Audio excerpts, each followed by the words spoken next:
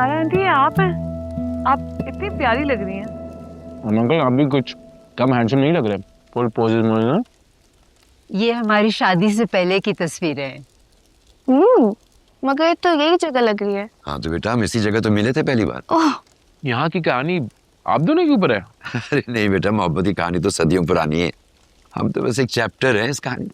आप दोनों को मोहब्बत कैसे हुई?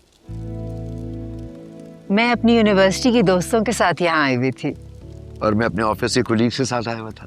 मैं ना झील के किनारे वॉक करते हुए अपनी दोस्तों से कुछ आगे चली गई। और उस वक्त मैं झील में उतरते हुए चांद की तस्वीरें खींच रहा था। मेरे कैमरे की आंख ने इनको देख लिया। वो एक जादुई लम्हा था। हमारी जिंदगी आज तक उस लम्हे के गिर्द गिर्द घूमती है।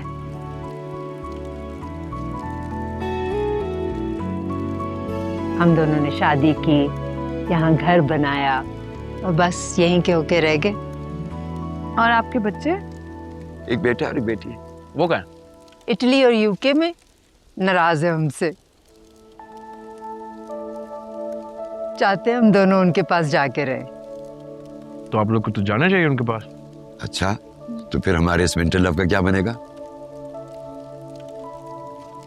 उनके इस वीराने में क्या रखा हुआ? ऐसे नहीं होता है यार। यहाँ इनकी यादें हैं। अगर ये यहाँ से चले जाएंगे तो इनकी यादें हमेशा इनको बेचैन रखेंगी।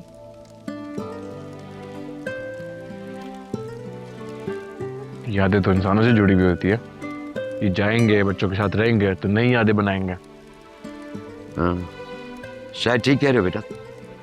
फिलहाल तो हमें इतनी हिम्मत नहीं है कि हम इस विंटर लव को खैर बात कह सके। ये हयात लाइफ को इतना सिंपल कैसे बना लेता है? मैंने तो पहले कभी इस तरह नहीं सोचा। अच्छा तुम दोनों बताओ, आज कुछ खास खाने को दिल कर रहा है? बनवा दूं कुछ? एक बैंगन के भरते के अलावा कुछ भी चलेगा।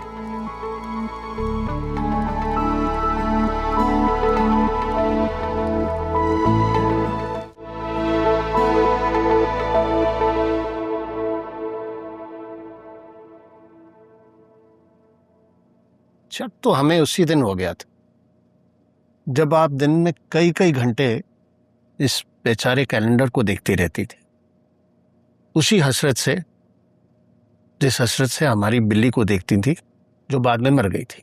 हाँ तो मर गई ना। धोबन की पेशेंट गोई सच साबित हुई ना। अरे उसका एक्सीडेंट हुआ था, उसे देखकर तो कोई भी कह सकता था कि ये मरने वाली है, लेकिन शादी का एक खास तारीख से लिंक करना ये अपनी समझ में नहीं आ रहा। बस मेरी मर्जी। मैं चाहती हूँ कि मेरी सालगिरह से पहले हयात की शादी हो जाए। इसमें आपको क्या परेशानी? परेशानी? हमें तो बाकायदा तशवीश हो रही है इस कैलेंडर पर एक एक दिन पर क्रॉस लगे हुए देखकर। और इसलिए आपने बबलू जासूस को मेरे पीछे लगा दिया मेरी बातें सुनने के लिए। मेरे कहने पर? हाँ बस ठीक है, मैं आपसे बात नहीं कर रही हूँ। बस मैंने सोच लिया है कि मैं भी अपने लिए जाती मुलाजमा रखूंगी। बस आप बात ना करें, सुन लिया करें। खाम खा अपने दिल में वसवसों को जगह मत दिया करें। हम आपकी मोहब्बत में आपकी हर बात सुन लेते हैं, लेकिन अब हमारी भी बस हो रही है। मुझे ये बताए ना, मेरा आज तक हर वहम सच साबित हुआ है ना? माजी के औराक पलट के देख ले। वो महज इत्तफाकात थे जिन्होंने आपके खदशात को यकीन में बदल दिया। अच्छा सच तो ये है कि इस वक्त कौन आ गया? बेल बज गई। हाय अल्लाह, सुबह से कव्वा भी बोल रहा था। ओ मेरे खुदा, कव्वे का काम है काएं काएं करना, उसका इससे क्या ताल्लुक है?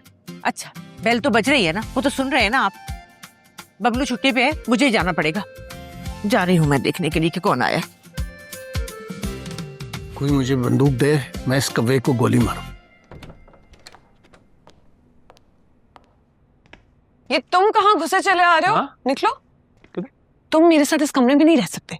देखो अंकल आंटी के हुक्म से हमारी सुलह हो चुकी है, हमें यही रहना होगा। बादल खान हमारे पहरा दे रहे हैं। अच्छा तो फिर मैं उन्हें अभी जाकर सब कुछ सच सच बता देती हूँ। हाँ जाओ जाओ जाओ जाओ, सब बता दो, सब सच सच बता दो, ताकि वो इस बर्फ में हमें रात को यहीं से निकाल दे। तो निकाल दे। तुम्हें क्या लग रहा है मैं तुम्हारे साथ इस कमरे में रहूंगी? किसी कीमत पर नहीं। 5 मिनट बैठ जाओ, रिलैक्स करके बादल खान चला जाएंगे, उसके बाद प्रॉमिस मैं अपने कमरे वापस चला जाऊंगा। फाइन।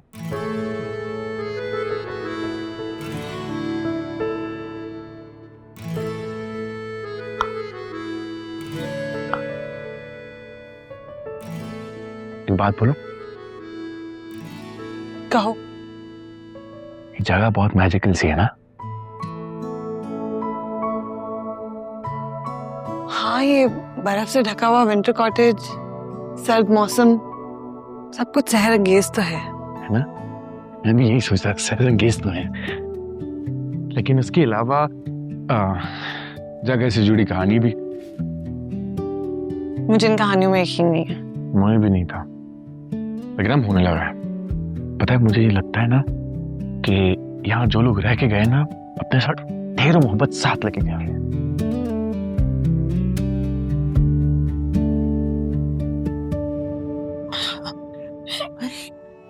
क्या हुआ सुहा? अरे मेरा बच्चा, क्या हुआ? बताओ तो सही, हैं? क्यों इतना रो रही हो? ना खैर। अच्छा चुप चुप कर, अच्छा चुप करो मेरा बेटा, बस चुप। अच्छा चलो अंदर आराम से बैठ के आराम से बताओ, ठीक है? मैं अंगूठी उतार दी। आप मुझे लगता है बादल खान चला गया होगा, अब तुम भी जाओ। मैं जाऊं? हाँ, उठो, निकलो। अच्छा, एक बात। अब क्या है? नीचे मैंने सबके सामने सॉरी बोला था, वो दिल से बोला था। तो फिर मैं भी तुम्हें तुम्हारी सारी हरकतों के लिए माफ कर रही हूँ, लेकिन इसके बाद एक भी झूठ माफ नहीं करूंगी।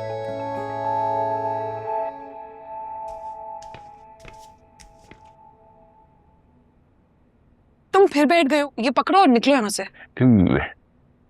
मोहब्बत करने वाली बीवी अपने हाथ से दवाई खिलाती है और फिर प्यार से सर भी दबाती है। और अच्छे शौहर कम बोला करते हैं, खुशफहमियां नहीं पालते, सर नहीं खाते और सुकून से सो जाते हैं। सुकून से सो जाता है। उठो, निकलो। उठाओ अपने जूते और निकलो यहाँ से।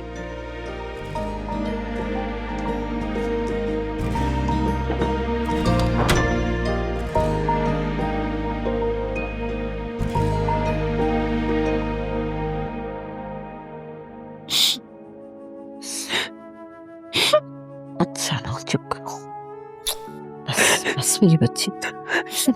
हयात ने क्या हरकत की है? मुझे उम्मीद नहीं थी कि वो ये करेगा। आंटी, जब उसने मुझे पहली बार ये बात बोली कि वो मुझसे शादी नहीं कर सकता, मैं उसकी जिंदगी से चली गई थी चुपचाप। मगर वो घर जाके वॉइस नोट्स पे मेरी इंसल्ट करता रहा कि मैं उसकी जिंदगी में, कि मैं इस दुनिया की आखिरी लड़की भी हुई तो वो मुझसे शादी नहीं करेगा। आप मुझे बताएं, मुझ में ऐसी कौन सी खराबी है, क्या है मैं मुझ में कि वो मेरे बारे में ऐसे कहेगा? नहीं बुरी हूं मैं। अरे नहीं बेटा, तुम बहुत अच्छी हो, वही गधा है।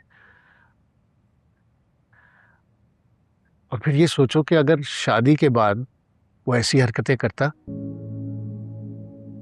तो अच्छा हुआ ना कि तुम लोगों के रास्ते अलग हो गए। अरे ऐसे कैसे रास्ते अलग हो गए? ऐसा नहीं होगा। सुहा की और हयात की शादी तो होगी इंशाल्लाह। यार आंटी, मगर हयात ऐसा नहीं। इसको छोड़ दो तुम, मैं उसे ठीक कर लूंगी। मैं उसकी माँ हूँ, जानती हूँ उसे। जानता ही नहीं है कि मैं उससे कितनी मोहब्बत करती हूँ, और अब मुझे उसे बताना भी नहीं। मैं तो जानती हूँ ना, तुम फिक्र मत करो। अब हम चलते हैं किचन में, मैं चाय बना के पिलाती हूँ और बड़े अच्छे कबाब बना रही हूँ, तुम्हें सिखाऊंगी ना। अब रोना नहीं है, बहुत सारी बातें करेंगे मिलके, ठीक है? सहेलियां है ना हम। आ जाओ, चलो आओ मेरा बेटा।